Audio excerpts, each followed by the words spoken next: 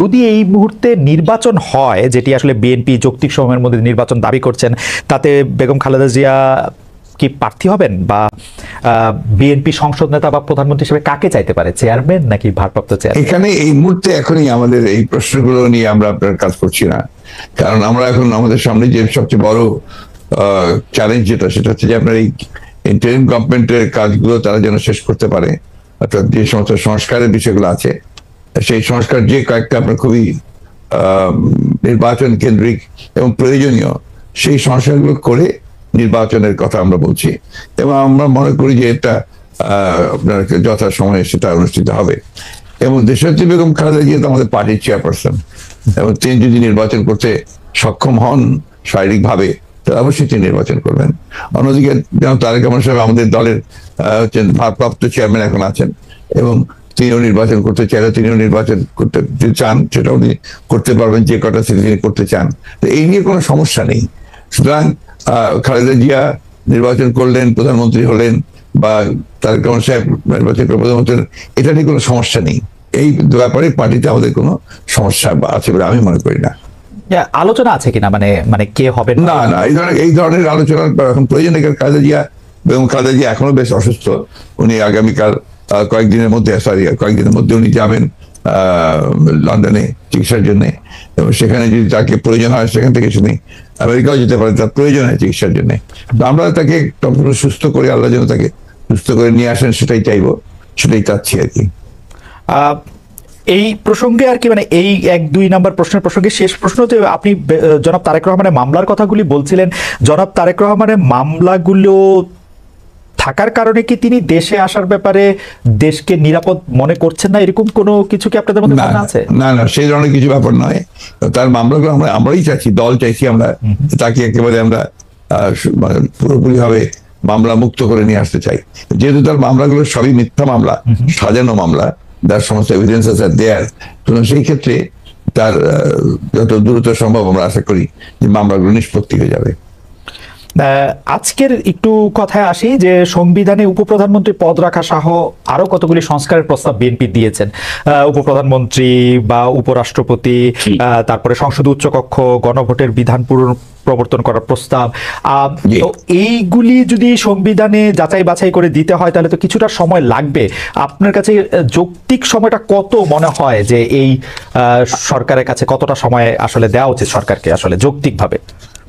আমরা এখন পর্যন্ত কোনো সময় বেঁধে দিইনি, এবং আমরা যেহেতু মনে করছি যে সরকার কাজ করছেন, এবং ইতিমধ্যে কমিটিগুলো হয়েছে, কমিশনগুলো তারা দ্রুততার সঙ্গে কাজ করছেন, এবং আমরা আশা করি যে যত দ্রুত সম্ভব তারা করতে পারবেন। এটা তাদের উপর নির্ভর করবে যে তারা কখন নির্বাচনটা দিতে পারছেন।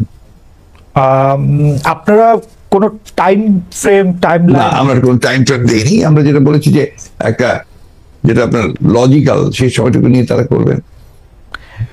কেউ এরকম ইঙ্গিত করছে যে বিএনপি আসলে এই মুহূর্তে নির্বাচনের জন্য আসলে চাপ দিতে চাচ্ছে, সরকারকে চাপ দিচ্ছে, তার ফলে সরকার একটু আনস্টেবল হচ্ছে। এইটা কি ঠিক? আবার অন্যদিকে সরকারের একটা জায়গা থেকে মনে হচ্ছে যে সরকার 2 বছর 4 বছর, হঠাৎ করে ডক্টর ইউনূস এটা 4 বছরের কথা বলাতে সেটা নিয়েও একটা বিভ্রান্তি তৈরি হয়েছে। আপনি এটাকে কিভাবে দেখেন? আমি দেখি একটু ভিন্নভাবে। এটা দেখি যে আমাদের দেশের মিডিয়া, আপনারাই যারা মিডিয়াতে কাজ করেন, আপনারা সঙ্গে স্পেকুলেশনস করেন, এবং স্পেকুলেশন করলে এটা আপনাদের হয়তো বা খুব ভররা হয়, কিন্তু আমাদের জন্য আমরা এই ব্যাপারটাতে আমি ব্যক্তিগত খুব বেশি আগ্রহী নই। কারণ আমরা আপনি যে কথাগুলো বললেন তার একটার সঙ্গে কোনো বাস্তবতার মিল নেই, এবং আমরা সেই ধরনের কোনো চিন্তা করছি না বা সে ধরনের করছেও না। এবং আমি এখন পর্যন্ত দেখিনি যে আপনার সরকার, যারা ইন্টারিম গভর্নমেন্ট আছেন, তারা বেশি সময় থাকতে চান, 4 বছর থাকতে চান। কথাগুলো সেভাবে আসেনি, আপনার মিসরিপ্রেজেন্টেড হয়েছে মিডিয়াতে। আর দ্বিতীয়ত আমরা যেটা বলছি, আমরা চাই যে আপনার একটা যৌক্তিক সময়ের মধ্যে সংস্কারগুলো হয়ে গেলে আমরা অবশ্যই নির্বাচনে যেতে চাই। আপনারা যৌক্তিক সময়টা, মানে হ্যাঁ আমাদের দোষ আছে জনাব মির্জা ফখরুল ইসলামকে, আমরা ঠিকই, আমি দোষের কথা বলছি না, আমাদের কথা বলছি যে মিডিয়া আপনার স্পেকুলেট করেন, স্পেকুলেশন মিডিয়া করতেই পারে, কিন্তু আমরা যেটা বাস্তবতা, আমি আপনাকে সেটাই বলছি না। মানে আপনি যদি অনুমতি দেন আমাদের অবস্থাটা আমরা একটু বলি, যে আমাদের কাছে মনে হচ্ছে যে নির্বাচন সংস্কার, মানে কিছু বলা হচ্ছে যে কিছু যৌক্তিক সংস্কার করে যদি নির্বাচনটা না দেওয়া হয় তাহলে বিএনপি যখন ক্ষমতায় আসবে বা অন্য কেউ যখন ক্ষমতায় আসবে তারাও আসলে একই সরকারের সমান ফেসিস্ট হতে পারে, গত সরকারের সমান। তো সেইটা চিন্তা করে তাদেরকে সংস্কারের কথা বলা হচ্ছে। আমি এটার সঙ্গে একেবারেই একমত নই। আমি ঘোরতর আপত্তি জানাচ্ছি, তীব্র প্রতিবাদ জানাচ্ছি। বিএনপির সঙ্গে ফ্যাসিস্ট আওয়ামী লীগের তুলনা করার কোনো কারণই থাকতে পারে না। কারণ বিএনপি ইজ এ পার্টি, যে দলটা বহুদলীয় গণতন্ত্র নিয়ে এসেছে। আওয়ামী লীগ একদলীয় শাসন ব্যবস্থা 22 সালে ছিল, আমরা বহুদলীয় গণতন্ত্র নিয়ে এসেছি। আমরা সংসদীয় গণতন্ত্র নিয়ে এসেছি, ম্যাডাম জিয়া নিয়ে এসেছেন। আমরা তত্ত্বাবধায়ক সরকার বিধান পাশ করেছি পার্লামেন্টে, এবং আমাদের কাছে ফ্যাসিস্ট আমরা এখন পর্যন্ত তো প্রশ্নই উঠতে পারে না। আমাদের যে পার্টির স্ট্রাকচার, আমরা যে কাজ করেছি, সেগুলো সমস্ত গণতন্ত্রের পক্ষে গেছে। এবং 14 বছর লড়াই করেছি তো ফ্যাসিস্ট হওয়ার জন্য নয়, গণতন্ত্রকে প্রতিষ্ঠা করবার জন্য। সুতরাং এই কথাগুলো যখন বলা হয়, তখন এই কথাগুলো আমার কাছে মনে হয় যেটা আপনার শুধুমাত্র হয় কথার কথা বলার জন্য বলা হয়, অথবা বিএনপিকে আপনার ছোট করে খাটো করে দেখানোর চেষ্টা করা হয়। কিন্তু এখানে তো পাশাপাশি আরো দুটো সত্য আছে। একটা সত্য হচ্ছে যে বিএনপিও তো আসলে ক্ষমতায় ভারসাম্যের কথা বলছে, এবং সেই ক্ষমতায় ভারসাম্যের কথা বলতে গিয়ে এই প্রধানমন্ত্রী, উপপ্রধানমন্ত্রী, রাষ্ট্রপতি, উপরাষ্ট্রপতি জাতীয় সংস্কারের কথা বলছে, এই বিষয়টি যেমন আছে। এবং বিএনপিও রাষ্ট্র ক্ষমতায় ছিল, তখনও বিএনপিতে আসলে ক্ষমতার ভারসাম্য আছে কিনা সেটা নিয়ে প্রশ্ন উঠেছে। আবার আপনি যদি আমাকে অনুমতি দেন, আমি বলবো যে বিএনপির একজন খুব গুরুত্বপূর্ণ শীর্ষস্থানীয় নেতা জনাব মওদুদ আহমেদ, আমি তাকে কোট করছি, তিনি লিখেছিলেন, আমরা ক্ষমতায় গেলে বিএনপি সাফল্য হবে আরো কম, কারণ দলটির শাসন কৌশলে কোনো উন্নতি হয়নি, দলটিতে নেই কোনো আত্মোপলব্ধি এবং আত্মসংশোধন শব্দ দুটির অস্তিত্ব। অর্থাৎ এরকম কথা আছে। মওদুদ আহমেদের কথাই যে আপনার চূড়ান্ত কথা তা তো নয়। জি, মওদুদ আহমেদ তার দৃষ্টিকোণ থেকে তিনি ওই কথাগুলো বলেছেন। আমি তো মনে করি যে কথাগুলো সঠিক নয়। বিএনপি একটা পার্টি, যে পার্টিটা আপনাকে গণতন্ত্রকে রিইন্ট্রোডিউস করেছে, মাল্টি পার্টি সিস্টেম ইন্ট্রোডিউস করেছে, আগে আমি বললাম, আর রিপিট করতে চাই না। তো বিএনপিকে ওই দলের সঙ্গে বা ফেডারেলের সঙ্গে তুলনা করাটাকে আমি মনে করি এটা একটা সঠিক তো নয়। আমি মনে করি এটা একটা উদ্দেশ্য প্রণোদিত। আচ্ছা, আরেকটি ব্যাপার, সেটি হচ্ছে আমার আগেকার প্রশ্নের সাথে সম্পর্কিত, যে গণ অভ্যুত্থানের মুখে শেখ হাসিনার দেশ ছেড়ে পলায়ন, আওয়ামী লীগের নিষ্ক্রিয়তা এক ধরনের, মানে আওয়ামী লীগ দেশের রাজনৈতিক প্রেক্ষাপট থেকে বাদ হয়ে গেছে। কেউ কেউ আমাদের মিডিয়ার ভাষায় কেউ কেউ বলছেন যে একটা -1 হয়ে গেছে। অন্তর্বর্তী সরকারকে নিয়ে কোনো -2 সংখ্যা কি আছে? কেন এই প্রশ্নটি উঠছে সেটিও আমি বলি, যেটা কিছুটা আপনি আগেই প্রশ্ন করেছেন, যে আওয়ামী লীগ আমলে কিন্তু আমরা দেখেছিলাম যে বেগম খালেদা জিয়ার চিকিৎসার জন্য বারবার বলা হচ্ছিল, কিন্তু 3.5 মাস পরেও বেগম জিয়া এখনো দেশে আছেন, তারেক রহমান সাহেব এখনো দেশে ফিরেন নাই। তো এইটার ক্ষেত্রে কি -2 কোনো আশঙ্কা আপনাদের মধ্যে রয়েছে কিনা অন্তর্বর্তী সরকারকে নিয়ে? এই -2 তো এসেছিল আপনার 111-এ। এখন আপনার এই -2 কোনো সমস্যা নেই। কারণ হচ্ছে যে আমরা আগেই বলেছি, আমি গতকাল একটা ইন্টারভিউতে বলেছি, যে বিএনপিকে এখন আর কেউ মাইনাস করতে পারবে না। এক। 2 নম্বর হচ্ছে, আওয়ামী লীগ যদি নিজেরা মাইনাস হয়ে গিয়ে থাকে, তো সেটা তো আওয়ামী লীগ হয়েছে, কারণ সে দেশেই নাই, তার নেত্রী পালিয়ে গেছে। সুতরাং আপনার এই জায়গাতে তো তার নিজেই চলে গেছে। এখানে একটা জিনিস আমাদের সবসময় মনে রাখতে হবে, যে রাজনৈতিক দলটি পলিটিক্যালি ব্যাংক্রাফট হয়ে যায়। আওয়ামী লীগ এখন আসলে পলিটিক্যালি ব্যাংক্রাফট একটা রাজনৈতিক দল। আমি আগে থেকেই বলছিলাম কথাটা আর কি। তার কোনো রাজনীতি নেই। সে ক্ষমতাকে এমন ভাবে ব্যবহার করেছে তাদের ব্যক্তিগত স্বার্থে, শুধু দলীয় স্বার্থে না, প্রত্যেকের ব্যক্তিগত স্বার্থে। They have minted money like anything. দেশকে তারা একেবারে ফোকলা করে দিয়েছে, এবং সেই দেশকে ফোকলা করে দিয়ে পালিয়ে গেছে। এবং এটা জনরোষে পালিয়েছে। নর্থদের যে কোনো মিলিটারি কু বা কিছু হয়েছে, পিপলস রেট, জনরোষ, সেই রোষে তাকে পালিয়ে জীবন বাঁচাতে পালিয়ে যেতে বাধ্য হয়েছে। এই বিষয়গুলো আমাদের মাথায় রাখতে হবে। আমরা কোনো মতেই যেন চেষ্টা না করি যে এটাকে কোনো মতে খাটো করা। The fascist Awami League regime এতে বাধ্য হয়েছে দেশ থেকে পালিয়ে যেতে জনরোষে। ওকে,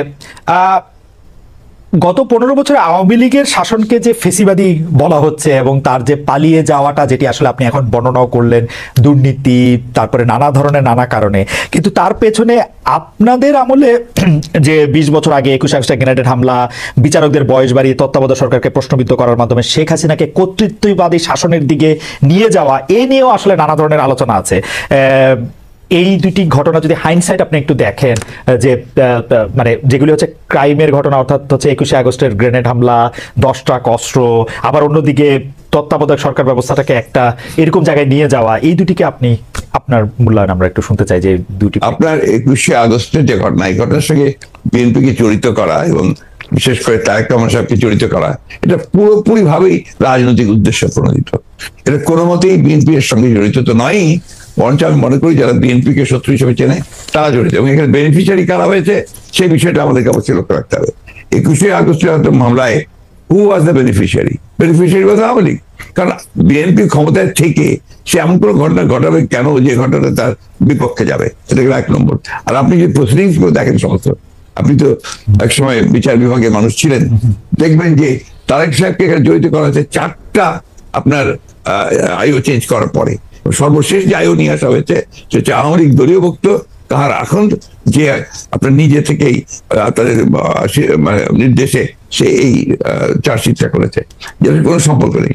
অন্যদিকে যে আপনার মূল আসামি ছিল ভদ্রলোকের নাম আমি ভুলে যাচ্ছি, মৌলানা মুফতি মোহাম্মদ, তিনি তাকে দিয়ে 164 দিন তাকে টর্চার করে তাকে দিয়ে একটা আপনার স্টেটমেন্ট করে নিয়েছিল। পরে দেখা গেছে যে উনি নিজেই সেটাকে আবার ভোগ করেছেন, বলেছেন যে এটা আমাকে সবাইকে টর্চার করে নেওয়া হয়েছে। এবং দেখেন কিভাবে কি মারাত্মক ঘটনা কোথায় চলে গিয়েছিল সবকিছু। এবং he was hang before the trial was complete. তো যে প্রধান আসামি তাকে আপনি আগেই অন্য একটা মামলাতে জুড়িয়ে দিলেন যাতে আসল সত্যটা বেরিয়ে নিয়ে আসে। তো এই কথাগুলো কিন্তু কেউ আপনার ইনভেস্টিগেটিভ জার্নালিজম করে না, যার ফলে এই বিষয়গুলো আসে। আপনারা পলিটিক্যাল জিনিসটাকে নিয়ে চেষ্টা করেন, আমি বলি শেষ করি প্লিজ, ইনভেস্টিগেটিভ জার্নালিজমটা সিরিয়াসলি করেন এবং এটাকে ফাইন্ড আউট করেন যেটা আসলে ব্যাপারটা কি ছিল। সেটা করছেন না, করছেন যে বিএনপি কিন্তু সব করার জন্য করছেন। এটাকে আমি মনে করি এটা এক ধরনের রাজনৈতিক উদ্দেশ্য প্রণোদিত। ওকে ওকে, আমি ইনভেস্টিগেটিভ জার্নালিজমের প্রসঙ্গে মানে আমি আপনাকে মাঝখানে ইন্টারাপ্ট করতে চাইনি, আমি শুধু বলতে চাইছিলাম যে এইটা তো আসলে আমাদেরও সীমাবদ্ধতা থাকে ইনভেস্টিগেটিভ জার্নালিজম যে আমরা করতে পারি নাই, কিন্তু এই কথাও তো সত্য যে বিএনপির আমলে আমরা একটা 21 আগস্টে গ্রেনেড হামলার পরে আমরা একটা জজ মিয়াকে দেখেছিলাম, যে জজ মিয়া একটা বানানো হতে পারে, আমি ধরে নিচ্ছি সেটা আপনার মনে করছে যে ভুল, আমিও ভুল ধরে নিচ্ছি, কিন্তু আপনারা তো পারতেন এখানে একটা ইনভেস্টিগেটিভ জার্নালিজম করে আসল সত্যটা উদ্ঘাটন করতে, সেটা তো করেনি। আমি আপনাকে আসল সত্যটা বলছি যেটা, সেটা আমি বললাম। আপনি এই জিনিসগুলো তো আপনারা কখনোই তুলে ধরবেন না যে 4বার তার আইও চেঞ্জ করা হয়েছে, কখনোই তুলে ধরবেন না যে কার আদালতে দেওয়া হয়েছে যে আওয়ামী লীগের নমিনেশন চেয়েছে, অবশ্যই তুলে ধরবেন। কখনোই তুলে ধরবেন না যে মুফতি মাহমুদকে বিচার শেষ হওয়ার আগে থেকে আপনার ফাঁসি দেওয়া হয়েছে। তো দিজ আর দ্য এভিডেন্সেস যেখানে আপনি পরিষ্কার বুঝবেন যে একটা শুধুমাত্র সাজানো হামলা, তাকে এখানে জড়িত করার জন্য এই কথাগুলো এসেছে। তত্ত্বাবধায়ক সরকার ব্যবস্থা বাতিল করার জন্য বা তত্ত্বাবধায়ক সরকার ব্যবস্থাকে প্রশ্নবিদ্ধ করার জন্য বিচারকদের বয়স বাড়ানো এবং একজন বিচারপতিকেই আসলে তত্ত্বাবধায়ক সরকার ব্যবস্থার প্রধান করার লক্ষ্য নিয়ে সেইটা করার কারণে বিচার মানে এই পুরো বিধানটাই এটা দিস ইজ ইওর ন্যারেটিভ, এটা আমাদের ন্যারেটিভ নয়। আচ্ছা, আমরা মনে করি যে ওই সময় প্রয়োজন ছিল আপনার বয়স বাড়ানোর ব্যাপারটা, ওইটা বাড়ানো হয়েছিল।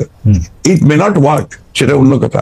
একটা জিনিস আপনি আবার ভুলে যাবেন না যে 1/11 আগে চক্রান্তটা একটা হয়েছিল। সেই চক্রান্ত হচ্ছে যে আপনাদের সেই 9/11 ঘটেছিল তার আগে, আর এখানে আপনার কিছু পশ্চিমা দেশ একসাথে চুইজডে ক্লাব তৈরি করেছিল, একই সঙ্গে ভারতবর্ষ তার সঙ্গে যুক্ত হয়েছিল এবং তাদের মূল টার্গেটটা ছিল যে জাতীয়তাবাদী শক্তিকে এখান থেকে নির্মূল করা। এবং যেহেতু তারেক রহমান সাহেব জাতীয়তাবাদী শক্তির উঠতি নেতা ছিলেন, হি ওয়াজ দ্য রাইজিং লিডার, সুতরাং তাকে আপনারা মেলাইন করার জন্য, তার ভাবমূর্তি নষ্ট করার জন্য একটা পরিকল্পিত ভাবে এই চক্রান্তগুলো করা হয়েছে এবং এই ক্যাম্পেইনটা চালানো হয়েছে, হুইচ ইজ টোটালি পলিটিক্যাল। অন্তর্বর্তীকালীন সরকার আসলেই আমরা আমরা আমরা আমরা আমরা দেখি যে এটার সাথে আসলে নানান আশকথা পাশকথা যুক্ত হয়। আপনি যেটিকে আন্তর্জাতিক চক্রান্তের কথা আগের সরকার মানে 2007 সালের সরকার বললেন, এবার অন্তর্বর্তীকালীন সরকারের আগমনটাও কি আপনার কাছে একটা চক্রান্তের বিষয় বলে মনে হয়? কারণ আমরা দেখি যে প্রশ্ন উঠতে পারে না, প্রশ্ন উঠতে পারে না। আমরা দেখেছি এবারকার অন্তর্বর্তী সরকারের যে আগমন, এটা একটা জনগণ ছাত্রদের একটা সম্মিলিত আপনার আন্দোলন, আপনার অভ্যুত্থানের ফলে। এখানে আপনি চক্রান্ত দেখছেন কোথায়? আমি এটাকে দেখছি যে এটা একটা বাংলাদেশের জনগণের একটা পুরোপুরি ভাবে একটা বিপ্লবের আকাঙ্ক্ষা থেকে এটা এসেছে এবং সেখান থেকে এসেছে they want to get rid of this fascist government, Hasina government, the murderer। তার বিরুদ্ধে আজকে আপনার জনগণ ফুঁসে ওঠে। আপনি চিন্তা করে দেখেন, আপনি তো দেশে ছিলেন না, সেই সময় যদি দেশে থাকতেন তাহলে দেখতেন শিশু, নারী, বৃদ্ধ কেউ ঘরে ছিল না, সব বেরিয়ে পড়েছিল। না, কারণ না, দেশে এই ফ্যাসিস্ট আমেরিকার হাতে প্রায় শত শত হাজার হাজার ছেলেমেয়েরা নিহত হয়েছে, হত্যা করেছে। না, দেশে না থাকলেও আমি আসলে এই খবরগুলি সবসময় দেখছিলাম আমার নিজস্ব সোর্স থেকে। আমাদের লোকজন এখন তো আমি মনে করি যে আমাদের সকলের উচিত, যারা আমরা দেশকে ভালোবাসি, গণতন্ত্রে বিশ্বাস করি, আমাদের এই বিষয়গুলোকে হাইলাইট করা। আমরা ফ্যাসিস্টদের যে বয়ান, যে বক্তব্য, সেই বক্তব্য যেন ফিরে না যায়। না, অবশ্যই। আপনি যে প্রশ্নগুলো আনলেন, এর সবই হচ্ছে আপনার ফ্যাসিস্টদের বক্তব্য। ওকে, আমি ওই সময়কার কথায় আমি আপনার কথায় একমত যে এই বয়ানগুলি আওয়ামী লীগ আসলে গত 15 বছর ধরে বিভিন্নভাবে বিভিন্ন মাধ্যমে এটি দিতে চেষ্টা করেছে। আমরাও আপনার মাধ্যমেই বা বিএনপির শীর্ষ নেতৃবৃন্দের মাধ্যমে সেটি আসলে আপনাদের অবস্থান জানতে চেয়েছি। আপনারা কনসিস্টেন্টলি আপনাদের অবস্থান জানিয়েছেন। আমি এই সময়কার কথায় আসি। এবারের যেটিকে আপনি জনগণ এবং ছাত্রদের আন্দোলন আপনি বলছেন, যে আপনার কাছে কি মনে হয় না যে এই আন্দোলনটি বিএনপির নেতৃত্বে হলে, বা বিএনপি যত বছর ধরে এই আন্দোলনটি করতেছিল, সে বিএনপির নেতৃত্বে যদি আন্দোলনটি সফলতা পেত, তাহলে আসলে এই যে সরকার এবং সরকারের মধ্যে যে বিভিন্ন দুর্বলতার কথা আমরা শুনছি নানাভাবে, সেটি হতো না? আবার অন্যভাবে প্রশ্ন করলে, যে এই আন্দোলনটিতে যে বিএনপি নেতৃত্ব দিয়ে সফল হতে পারলো না, সেইটাকে আপনি কিভাবে মূল্যায়ন করেন? দুটো জিনিস। একটা হচ্ছে যে এখানে আপনার বিএনপি নেতৃত্বে হলে অনেক ভালো হতো, বিএনপি নেতৃত্বে হয়নি এই কথাটা বলছেন কেন? বিএনপি তো এর মধ্যে শেষ দিন পর্যন্ত, শেষ মুহূর্ত পর্যন্ত ছিল। এই আন্দোলনে, এই ছাত্র জনতার আন্দোলন শুরু হয়েছে 2 মাস হলো। তার আগে তো আমরা মাঠে, এবং আমরাই আপনার মারেছি, আমরা জেলে গেছি, আমাদের 60 লক্ষ লোকের বিরুদ্ধে মামলা হয়েছে, আমাদের 700-এর উপরে মানুষ আপনার গুম হয়ে গেছে, ইলিয়াস আলী সহ। এইটাতে আমরা, আমাদের 15 বছর ধরে এটা চলছে, এবং অকথ্য অত্যাচার, নির্যাতন আমাদেরকে সহ্য করতে হয়েছে। এবং ছাত্ররা যখন এসছে, তখন আপনার তারা যে প্রথমে কোটা আন্দোলন, তারপরে সেই হত্যা, পরে সাথে সাথে তারা আপনার এক দফা আন্দোলনে গেছে। We have given total support to them. আপনি সেই সময়কার পত্রিকাগুলো দেখুন, আমার বক্তব্যগুলো দেখুন। আমি প্রতিদিন সেই সময় আপনার প্রেস কনফারেন্স করেছি ওই কয়েকটা দিন। ওই দিন সম্পূর্ণ আমি ছিলাম। আমরা এখানে বিভক্তি আনতে চাই না। আমরা এখানে মনে করি এটা বিভক্তি না। আমি আমার বক্তব্যটা শেষ করে ফেলি ভাইয়া। জি প্লিজ। এটা হচ্ছে যে এই বিষয়টাকে আমরা এক করে দেখতে চাই। এখন যে কোনো ধরনের একটা মিসআন্ডারস্ট্যান্ডিং তৈরি হওয়া, বা একটা ভুল বুঝবুঝি হওয়া, সমঝোতার অভাব হওয়া, এটা কিন্তু দেশের জন্য এই মুহূর্তে এতটুকু মঙ্গলজনক হবে না। না, এইটা আমি আপনার সাথে দ্বিমত পোষণ করছি না, কিন্তু আপনি বলছেন যে আপনি আসলে সাপোর্ট দিয়েছিলেন। আপনার সেই ব্যাপারে কোনো সন্দেহ নেই। আমরা প্রতিদিন আপনার বক্তব্য আমরা মিডিয়ায় দেখেছি, সরাসরি দেখেছি, বক্তব্য দেখেছি। আমার প্রশ্ন, আপনারা তো সাপোর্ট দিয়েছিলেন, কিন্তু লিডারশিপটা ছিল যে আসলে ছাত্রদের হাতেই, তাই তো? মানে এই জায়গাটাতে আপনি যাচ্ছেন কেন? আমরা তো লিডারশিপ, এখানকার লিডারশিপটা আমরা ক্লেম করেছি। আমরা ক্লেম করেছি যে আমরা শেষ মুহূর্তে লিডারশিপটা আমরা দিয়েছি, একটা ক্লেম করিনি তো। ওটা যাচ্ছেন কেন?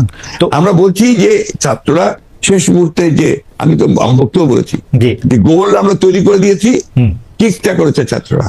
ওকে, আমরা সেটা বারবার বলেছি, যেটা মাঠের মধ্যে বল তৈরি করে দিয়ে গোল করে সামনে নিয়ে এসেছি আমরা, তারা কিক করেছে সেভাবে ফ্যাসিস্টের কাছে। আপনার কাছে কি মনে হয় যে ওই সময় যে সরকারটি গঠিত হলো, অর্থাৎ শেখ হাসিনা পালিয়ে যাওয়ার পরে যে সরকারটি গঠিত হলো, সেই সরকারটি গঠনের পরে যে সেই সরকারে কি আপনাদেরও থাকা উচিত ছিল? আপনার মনে হয় এরকম যে মানে এটা একটি জাতীয় সরকার? না, আমি প্রায় এই ব্যাপারে আমি খুব পরিষ্কার কথা বলি যে আমরা এই সরকারে থাকতে চাইনি। কারণ আমরা মনে করেছি যে মূল বিষয়টা যেটা থাকবে, সেটাকে আমরা নিরপেক্ষ, নির্দলীয় হলে সব দিক দিয়ে ভালো হবে। সেই কারণে আমরা ওইভাবে কোনো পলিটিক্যাল গভর্নমেন্টের সময় আসুক সেটা নিয়ে আমরা কোনো কথা বলিনি, বরঞ্চ আমরা এই গভর্নমেন্টকে তৈরি করার ব্যাপারে আমরা সহযোগিতা করেছি। নির্দলীয় নিরপেক্ষ থাকুক, সেটি আপনারা চেয়েছেন। এই প্রশ্নতে পরে আসছে, ডক্টর মোহাম্মদ ইউনূস এই সরকারের প্রধান হবেন, এটি বাছাই কি আপনাদের ভূমিকা ছিল? অবশ্যই, আমরা সবাই মিলে আমার কথা বলেছি, ছাত্ররা বলেছে। কারণ আমাদের সামনে অপশন তো খুব কম ছিল, যে কয়জন ব্যক্তি সারা দেশে সর্বজনপ্রিয় হবে অথবা আপনার সকলের কাছে গ্রহণযোগ্য হবে, সেটা আমাদের ডক্টর ইউনূস ডেফিনেটলি নাম্বার 1। ইতিহাসের খাতিরে একটু জানতে চাইছি, was he the only option? No, not necessarily only option, but he was the number 1 option. এবং আপনাদের মাধ্যমে সেটা টেবলড হয়েছিল? ডেফিনেটলি, ওরা ছাত্ররা করেছে, দিয়েছে, আমরা দিয়েছি। ওকে, এখন যখন ব্যাপারটা এরকম দাঁড়ায় যে অনেক ক্ষেত্রে আপনি শোনেন যে সরকারের পক্ষ থেকে বিএনপির অনেক সমালোচনা করা হয় এবং কেউ কেউ এরকম বলতে চেষ্টা করেন যে বিএনপি কোনো কোনো ক্ষেত্রে আওয়ামী লীগের সাথে মিলেও আসলে এই সরকারকে একটু চাপে রাখতে চায়। সেই ব্যাপারটাকে তাহলে আপনি আসলে কিভাবে দেখেন? কারণ আপনি দেখুন, আমি খুব খুশি হতাম জি। আপনি যদি মোর পলিটিক্যাল সাইড গুলোতে যেতেন। জি, আপনি এমন কতগুলো ব্যাপার নিয়ে আসছেন যে বিষয়গুলো কিন্তু আপনার আমি মনে করি যে এই মুহূর্তে এই দেশের জন্য এই বিষয়গুলো খুব একটা ইম্পর্টেন্ট না, বরঞ্চ ক্ষতিকর। ওকে, আমি খুব ক্যাটেগরিক্যালি বলতে চাই আপনাকে জি। যে এখন আমাদের সামনে যে বিষয়টা সবচেয়ে বড় প্রয়োজন জি, বলেন। সেটা হচ্ছে যে একদম পিসফুল ট্রানজিশন টু ডেমোক্রেসি। এটা হচ্ছে সবচেয়ে বড় প্রয়োজন। Okay. তার জন্য যে সংস্কারগুলো করা দরকার সেই সংস্কার করার জন্য সময়টুকু নেওয়া। আমরা ওই দিকে যেতে পারলে আমরা মনে করি যে জাতির যে চ্যালেঞ্জ মোকাবেলা করছে সেটাকে বহুলাংশে সম্ভব হবে আপনার নেওয়া, একই সঙ্গে আমরা সামনের দিকে এগিয়ে যেতে পারবো। তাহলে কি আপনি সংস্কার নিয়ে একটু কথা বলবেন? কিন্তু আমি আসলে সংস্কার নিয়ে যখন কথা বলতে চাই তখন তো আসলে একটা টাইমলাইন আমার জানতে হবে যে আসলে আপনার সংস্কার না, আপনার জানতে হবে, কিন্তু আমি তো দিতে নাও পারি। জি জি জি জি, সেটি আপনি আপনার জানাটা তো আমার কাছে খুব বেশি ইম্পর্টেন্ট না। ওকে, তাইলে আপনার কাছে ইম্পর্টেন্ট এখন হচ্ছে যে মানে কোনটা, যে এই সরকার আমার কাছে আমি খুব পরিষ্কার করে বলেছি, জি। আমি মনে হয় যে আমি কোনো অস্পষ্ট নেই। জি। আমি বলেছি যে এই সরকার যে সংস্কারের কাজে হাত দিয়েছে সেই সংস্কারগুলো যারা দ্রুত শেষ করবে, সেটা স্পষ্ট করে বলাও আছে আমাদের যে একটা সুষ্ঠু অবাধ নির্বাচনের জন্য যেটুকু প্রয়োজন সেটুকু করেই তা যাবে, এটা আমাদের বক্তব্য। কিন্তু তাদের মূল যে 6টা কমিশন তারা করেছে সেই 6টা যত দ্রুত করতে পারে আমরা মনে করি সেটা দ্রুতই করে নিয়ে যাওয়া সম্ভব। এটা কোনো ব্যারিয়ার না, নো ব্যারিয়ার। ওকে, আপনি কি মনে করেন যে নির্বাচন সুষ্ঠু করার জন্য সংবিধানে উপপ্রধানপতি, উপরাষ্ট্রপতি, 2বারের বেশি প্রধানমন্ত্রী না হওয়া, সংসদ উচ্চকক্ষ এগুলি খুব গুরুত্বপূর্ণ? মানে এগুলি না না, আপনি জিনিসটা ব্যাখ্যাটা বোধহয় এমন মনে হয় যে আপনি আপনার মতো করে দিচ্ছেন। ব্যাখ্যা দিচ্ছি। আমরা যেটা সবাই আমরা যেটা লক্ষ্য করেছি সেটা আমরা দেখেছি যে আপনার বাংলাদেশের যে রাষ্ট্র কাঠামো যেটা বারবার পরিবর্তন হয়েছে 72 সাল থেকে আপনার কিছুদিন আগে পর্যন্ত শেখ হাসিনা সেটাকে আপনার তছনছ করে দিয়েছে। এটাকে একটা স্ট্রাকচার আনা দরকার। আগেরটাই যে থাকবে তার তো মানে নেই। আমরা মনে করেছি এই কাজগুলো হলে এটা আরো সুন্দর হয়, যে কারণে আমরা আমাদের মতো করে আমরা 31 দফা দিয়েছিলাম। সেই 31 দফার প্রেক্ষিতে আমরা এই বিষয়গুলোতে আমরা এসেছি। আমরা রাষ্ট্রপতি প্রধানমন্ত্রীর যে আপনার ক্ষমতার ভারসাম্য সেটাকে রক্ষা করতে চেয়েছি, এবং একই সঙ্গে আমরা মনে করেছি যে উপরাষ্ট্রপতি হলে সেখানে আরেকটা ব্যালেন্স তৈরি হয়। আমরা মনে করেছি যে আপনার উপপ্রধানমন্ত্রী হলে সেখানে আরেকটা ব্যালেন্স তৈরি হয়, একটা মন্ত্রীদের মধ্যে প্রধানমন্ত্রীদের মধ্যে ক্ষমতার ভারসাম্য সৃষ্টি হয়। Democracy and parliament of democracy, এটা তো আপনার কারো কাছে সুনির্দিষ্ট একক ব্যক্তির হাতে ক্ষমতা থাকে না। রাইট।